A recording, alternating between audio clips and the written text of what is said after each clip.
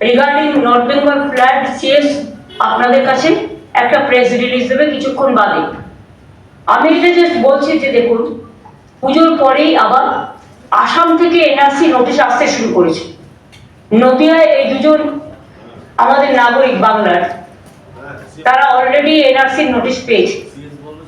সুতরাং আমাদের মনে এটাই কোশ্চেন হচ্ছে যে এসআইআর এর নাম করে ফেস্টিভ্যাল পিরিয়ডটাকে কেন বেছে নেওয়া হয়েছে, যখন একদিকে সারা বাংলায় দুর্যোগ চলছে, মানুষের দুর্ভোগ চলছে, সামনে কালী পুজো, দুর্গা পুজো, ছট ফেস্টিভ্যাল আছে এবং জগদ্ধাত্রী পুজো আছে,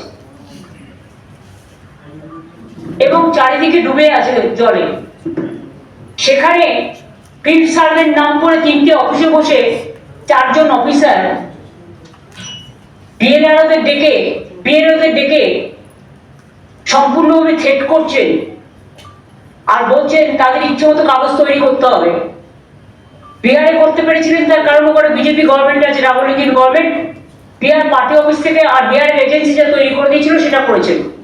কিন্তু বাংলা সামথিং ডিফারেন্ট। বাংলায় ডিফারেন্ট কমিউনিটি পিপুল অনেক আছেন, হিন্দু আছেন, মুসলিম আছেন, শিখ আছে, ইসাই আছে, শিডিউল কাস্ট আছে, শিডিউল ট্রাইব আছে, আদার কমিউনিটিও আছে।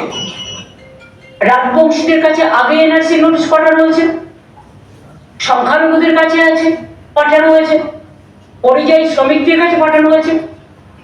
আর এসআইআর শুরু করবার আগেই ওটা তো ফিল্ড সার্ভে নয়, ওটা হচ্ছে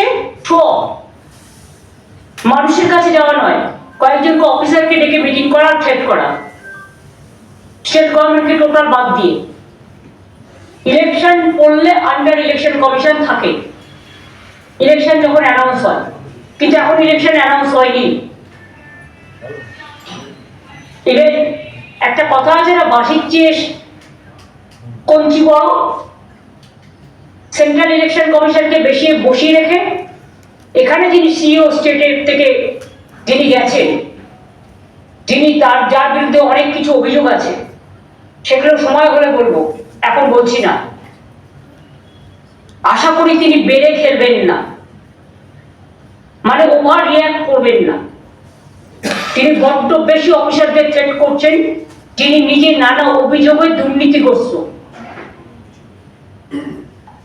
এবং এসআইআর এর নামে ভোট কাটার চক্রান্ত চলছে, এগুলো তার প্রমাণ।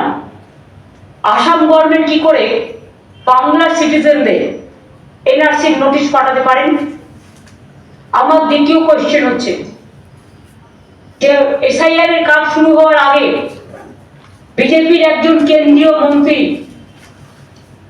তিনি কি করে বলেন যে 1.5 কোটি ভোটারকে বাদ দিতে হবে ইমিডিয়েট? তার মানে কি পার্টি অফিসে বসে পরিকল্পনা তৈরি করছে আর ইলেকশন কমিশনকে দিয়ে স্ট্যাম্প মারবে? ইলেকশন কমিশনের কাছ থেকে আমরা ইম্পার্শিয়ালিটি প্রেফার করি। মনে রাখতে হবে, দেশে যেমন সরকারি দলও থাকে, বিরোধী দলও থাকে। সরকার এবং বিরোধী দল মিলিয়েই কিন্তু ডেমোক্রেসিটা হয়।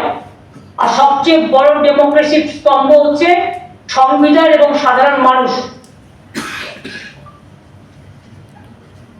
সেক্ষেত্রে সাধারণ মানুষের নাগরিক অধিকার কারবার, অধিকার হরণ করবার, যখন মানুষ ফেস্টিভ্যাল মুডে আছে, যখন চারিদিকে দুর্যোগ এবং দুর্ভোগ, 2 মাসের মধ্যে সম্পূর্ণভাবে কমপ্লিট ভোটার লিস্ট প্রথম থেকে শেষ পর্যন্ত ডকুমেন্ট দিয়ে ইচ অ্যান্ড এভরিবডি, প্রত্যেকটা মানুষ গিয়ে তার ডিটেলস দেবে।